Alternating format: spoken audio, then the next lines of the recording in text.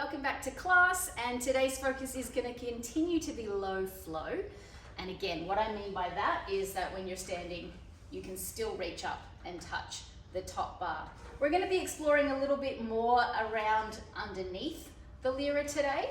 So grab your leggings, make sure the backs of your knees are covered at the very least, and whatever you like on top. So we're going to start warming up underneath the hoop today and then move into some hamstring conditioning. Particularly today we're going to focus on that idea of transferring down and away from the aerial point. So another strategy for controlling your canvas is to transfer your weight off of it down into the ground and then moving away from the point. So most of the tasks and the skills that we're learning today will be exploring that concept, but I just want you to come to your Lyra and just bring your hands behind the smile and just moving in your space, forward, side, back, underneath the point, away from the point. I want you to just play around with what it feels like to keep that bottom bar in contact with the back of your pelvis. So there's no grip involved. We stay in contact with the Lyra by moving in a way that keeps us in contact with the bottom bar, but we're not using our grip or manipulation to do so. And this is a really important way of actually getting to familiarize yourself with what it feels like to not always be grabbing. I see a lot of hand placements on Lyra when we're off the ground on the apparatus, but we also see a lot of grabbing when we're dancing or moving with it low down, and it's not always necessary. So now I want you to move that point of contact a little bit further up your back, kind of trapping it between your biceps and your mid-spine, and same thing, just moving in all directions. And notice where it becomes natural to lose contact with the arms. Explore how much movement of your body you can do, your limbs, your upper body and head, versus how much rotation or lifting the hoop in different ways you can do as well. And then as you start to move away from your point particularly, maybe you want to go in a bit of a circle, just explore whatever space you have in your practice area today. I want you to start to notice, when does it become natural for the arms to lift off? And maybe find a moment where that release of the arms becomes natural and just follow whatever the body wants to do.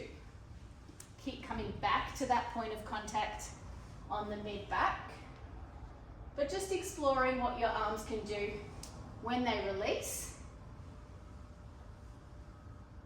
And if you can maintain a sense of contact as you move your apparatus in space. And you'll notice that you don't have to be told what to do with your feet. The steps just kind of make sense because we have that intention to stay in contact with that contact point. Now I want you to rotate so that the front of your body is the driving force. And same thing, this could be coming to you at your chest level, maybe even lower down than me. It's kind of on my stomach this morning.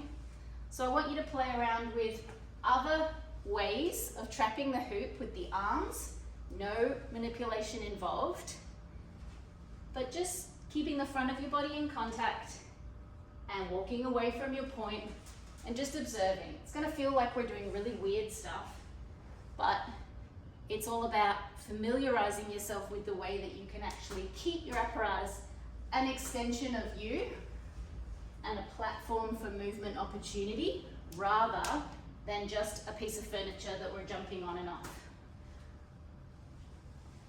And then play around with releasing one arm at a time. What happens?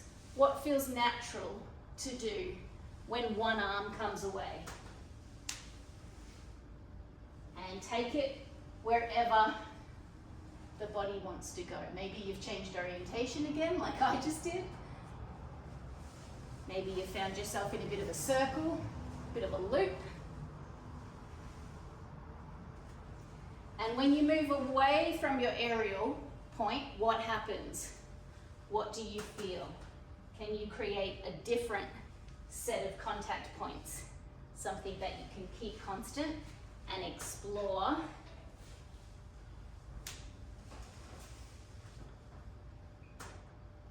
Lovely. So now that we're nice and warm and we've moved in the space, I want you to come to a standstill and just set up your Lyra with a small mat or a crash mat underneath. We're going to play around with moving from a double knee hook, so hanging with the bottom bar trapped under our knees. And we're going to play around with different ways that we can reach backwards to the floor in that position. So lowering yourself down into a comfortable double knee hang.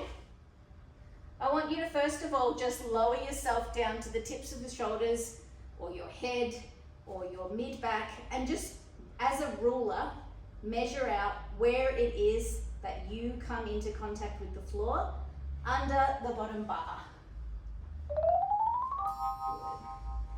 And then I want you to see if there's any room for movement.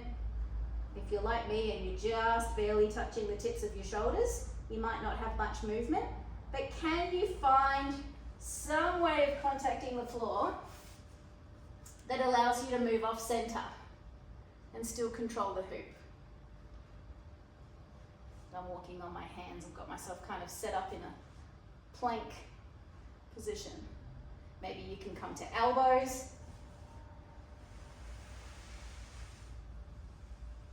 Maybe you can come around onto the tip of your shoulder like this.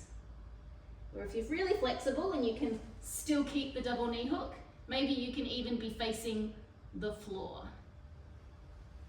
You're just playing around with that. And then I want you to see if you can lift back up to the bottom bar and grab on either sides of your knees.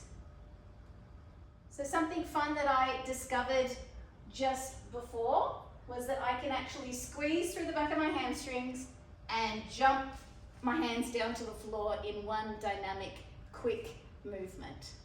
And if I'm really prepared and I stick my butt out, I can do the same movement in reverse. So squeezing and jumping my hands to the bottom bar.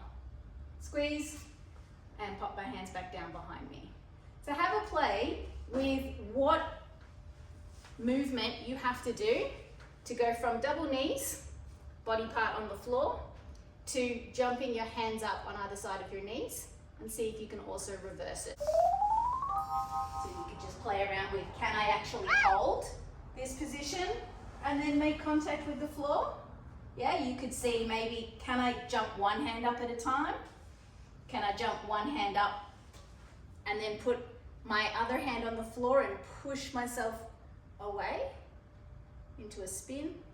Yeah, you could play around with doing one and the other. But it's about introducing movement that solves that problem of leaving the floor with whatever part of your body is touching and coming back up. And if you're hanging completely underneath your Lyra today, whatever your setup is, then just playing around with lifting up and making contact with the bar versus touching the floor with your hand. So again, I like to put on a track, press record, and just improvise for an entire song. And when I was doing that today, I found that from that position there's quite cool ways of actually rotating and changing orientation. So I've added that into the little low flow routine that we're going to do today. So essentially, from this double knees position, if you make contact with the floor slowly and you take your arms above your head like this, you can kind of make like a snow angel.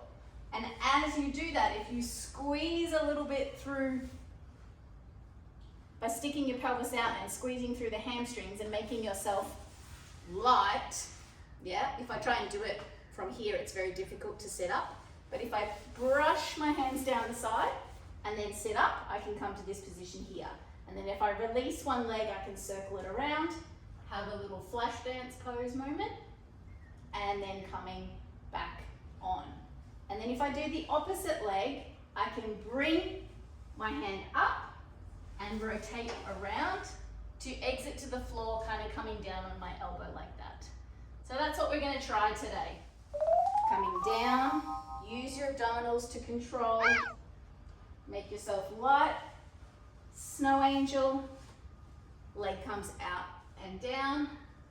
Back over. As this leg comes out, little jump and around. And calm down.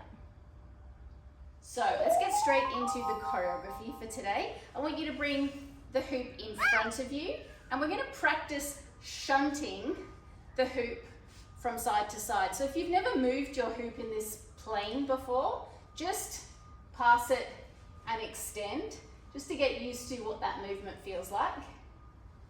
And what we're going to do is we're going to do it in one swift movement. We're going to push the right hand all the way over, and the left hand is going to grab the hoop like that. And then naturally, it's going to roll to our back. So there's two things I want you to think about.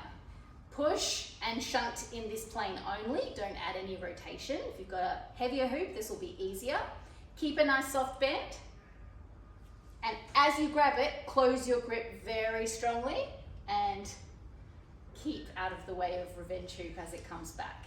So it's going to tip backwards, starting in front of you, shunt, catch, and watch it come to your back. Depending on how heavy your hoop is, you have to work differently through your grip. Have a go. So from another angle, we're starting under the point, or maybe a little bit towards the right if you need a bit more, if you don't have quite as much space as I do and you want to really grab it with a strong straight arm and then watch it as it comes to your back, you might want to step a little bit to the right side so you've got a little bit more space. Shunt, catch, look. I think it's so cool. And then that hand can come through. And then we're in our sort of aeroplane contact point from the warm-up. So have a couple of practices of that. If you want to do the other side, just reverse those instructions and bringing that hand through so you've got that nice kind of pit of the elbow and upper pelvis or low back point of contact. So from that catch position, wherever you are, doesn't matter if you're a bit off center like I was when I caught, you're going to keep moving your feet and spiral yourself so that you finish away from your point, wherever that is for you. Just somewhere so you have a little bit of a linear pathway to travel back down under your point. So it's going to look like this. Shunt, catch, control it around, and then keep that spiral going in that same direction as you move your feet step, step, step out onto the diagonal or wherever you can do a straight line. And now that you have this contact point up higher on your back because you've moved away from the point, you can take a little upper back release, one leg off, and what we're going to do is we're going to ride that tension. Okay, so if you've never done this before, I recommend just moving with your hands off of the hoop. Feel what it's like to give the smile your whole weight for a moment and just do some little steps and practice skipping forward and back. When you're ready to try it from this point here, just bring the hands down and try it this way first. Step, step. And then when you're happy with that, you can leave your arms behind and finish at the elbows. So generally, when I'm doing this movement here, obviously everything's in my arms, as I start to step, step, step, step, step, it's very much still weight in my legs, not the hoop, which is what allows it to travel up. And then as I come back down, that's when I trust my weight into the hoop enough to go for a bit of a supported swing. So when you finish that little diagonal slide or floaty moment, you're going to come down into the pits of the elbows to kind of stall the movement of the Lyra, taking, it doesn't matter which one, out, and really coming down low in your body. So I sit right down on my heels and I've ended up in a right elbow hook.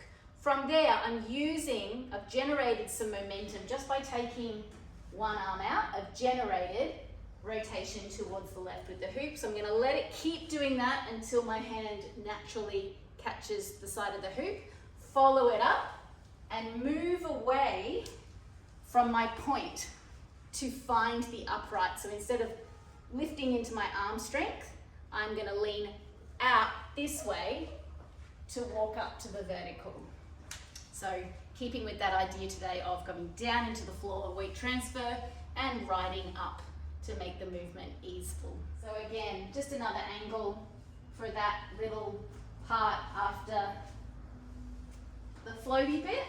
Whichever arm you take out is going to naturally generate some rotation. Keep it on the elbow and then keep it going around until you find the side of the hoop in a baseball grip. It's easy to truncate movement. When we watch movement, we're like, oh yeah, that's the steps, and we often rush to get to the final step. So it's easy to just come around and then grab, and then you haven't done any of that sort of cool lasso-y, spirally moment. So come to a proper elbow hook, and then you'll find that the hoop, as you start to straighten the elbow, you'll be able to lasso the arm up, and the hoop will come to you. And these spirals are really nice because they help us stay on the level that we're on. Often, if we just push up and down, we go down and we go up, the movement's not as intriguing. So from one more angle, little floaty moment here. We've just taken our hands off, floaty moment, coming down, out, and around. And you can even like ride it with the swing. You can even ride it in whatever diagonals you've got available to you in your space. And so now we've arrived here. So as you find the vertical, you're going to do that movement, and I want you to come in to the center under your point and stop the hoop with a stabilizing squeeze, and then keep tracing your hands, look up and keep tracing your hands all the way over the frown of the hoop and down to the center. Then your right hand is going to trace up, and you're going to come back to finish here. So a lot of movement here. From here, push, trace, right hand, close the grip. And that's when you can jump into, if you like to spin, you can spin and drag the legs up. Or if you don't like to spin, you can just thread one knee up like that and gently jump on to here. I'm going to take it from the top. If you would like to follow along, I'm going to do it nice and slow, or otherwise just keep practicing on your own wherever you're up to. So from our starting position here, we go push, catch, and behind the back. Keep moving your feet off center until you've found your diagonal. Lean into the weight of the smile. Let that assist you to slide forward. Lunging down, elbow hook, hand comes out, rotate, wind the hoop up, baseball grip, press out into the periphery to find the vertical, crank the hoop around, tracing over, right hand does a big sweep, find the hoop into your spin, and then up into your pike stand, however you like. So from your toe stand, from this position here, we're going to bring the knees up and out to the sides to bring yourself up like this. And then you're going to take your weight in your hands as much as you can to actually control straight down. So my pelvis is going to drop behind the smile. Yeah. And then from there, you can practice sliding, snow angel, one leg off, back on, other leg out, same arm and leg jump up to the hoop, bend the elbow to the floor and control down. Our knees are coming up. As we draw the bottom bar towards us, then the knees go out to the side to lift up, and you're going to take most of your weight in your arms for just a second, point your toes off the hoop and drop down. So we're sort of creating like a wide diamond shape here. And then I like to lift up a little bit before I slide because it feels very scary to just loosen my grip from here. Lift up, slide my grip, and then the rest of the way I'm using that hamstring strength and abdominal strength to control until I find the floor. And then I'm doing my snow angel to push up. Walk yourself as far away from the point as you need to. Release one leg. You can play with like a flash dance pose, or even like one arm off, or whatever you want to do here. And then leg goes back on, bring the leg out, jump the hand up, turn to face the floor, use your knee and your elbow support to control. And if you can, be conscious of it, keep the hoop spinning and circle yourself back upright so that you can spot it to catch the Lyra to finish. So if you would like to try this kind of advanced dismount from the gremlin pose, I'm starting in this position here. Elbows are nice and wide, and then I'm allowing myself to tip down so that my hip makes contact on the right. My right elbow is on the outside here, so the bar is in front. Then I trace with the left hand. I keep following down until my head is down to the side, and I'm going to take that right leg out so I can feel my hip hang. This is the leg that is going to hook. So get your hands as low as you can so that you can reach past that leg, and then when you're ready to take that leg off, you're going to keep sliding around until your right knee hooks, and you'll take your left hand off at that point there. Keep turning to the floor. Yep, and then that's the moment there where my bottom leg kind of touches down and I take my hand off, which is what lets my knee hook release. So I'll do it with a bit of spin because that's what feels most natural to me. And you can see how the movement blends together, rolling through gremlin, around, down. So when we're doing this exit, I'm going to end up in what I call an inside out knee hook. So without this hand, I can still come safely off the hoop. With the advanced option, you are coming from a regular knee hook. So you need to give yourself permission to take that second hand off in order for the knee hook to turn into an inside out knee hook. If you want to blend the first option together, you want to kind of blend those two movements, you can. Leg comes off, circle around, leg comes back on, jumping it up and then letting it go. Yeah, so that they look more similar, those two exits. Gremlin, rocking onto the hip, sliding the grip, extend the bottom leg, reach past it with the hand, and then let the hoop roll underneath.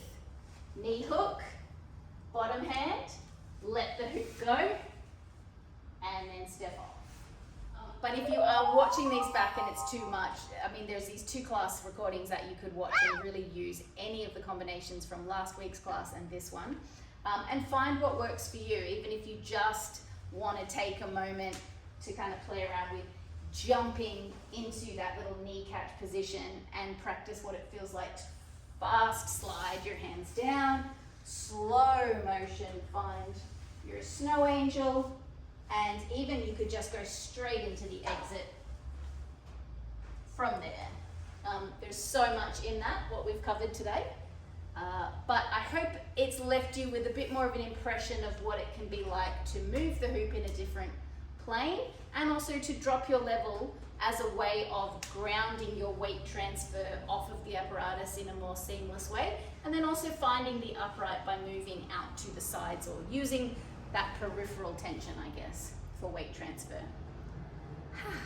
All right, let's have a little stretch down. Come to your hoop, and we're just going to do a bit of a cat stretch, coming forward, feet hip width apart, and tucking the chin to chest, squeezing the knees straight and lengthening the spine, and then rocking and rolling your weight forward into your toes, and then back into your heels. And when it's in your heels, see if you can actively lift your toes off the floor to really get that nerve stretch. And then bending the knees, curling the spine, and drawing the bar in.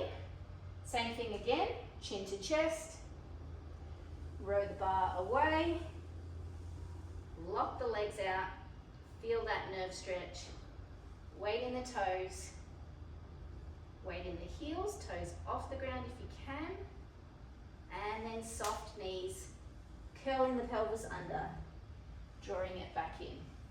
Then tracing one hand up, flip the grip on the bottom hand, and standing in the center, I want you to step over, cross your legs straight, and just lengthen through the side of the body.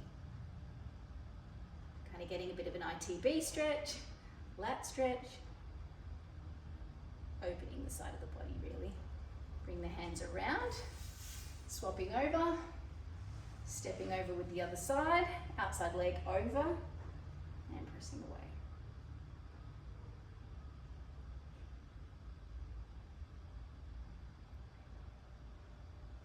Good. And then bringing the smile behind your back, down and away, just opening the fingers, wriggling, opening the chest,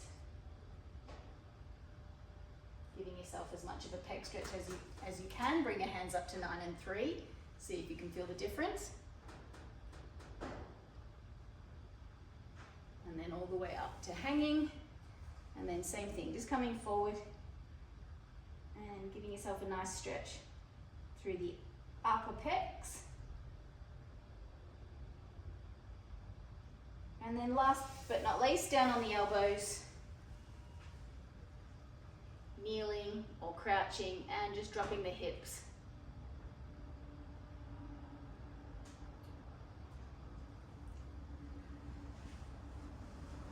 Oh. All right, hope you enjoyed that. We're not going to have a low flow focus again in class until March, unless I get requests. So next month there'll be 2 Lyra classes running. Make sure you check out the timetables and on ACO. And remember to sign in if you want the link to attend live. And I'll see you again soon.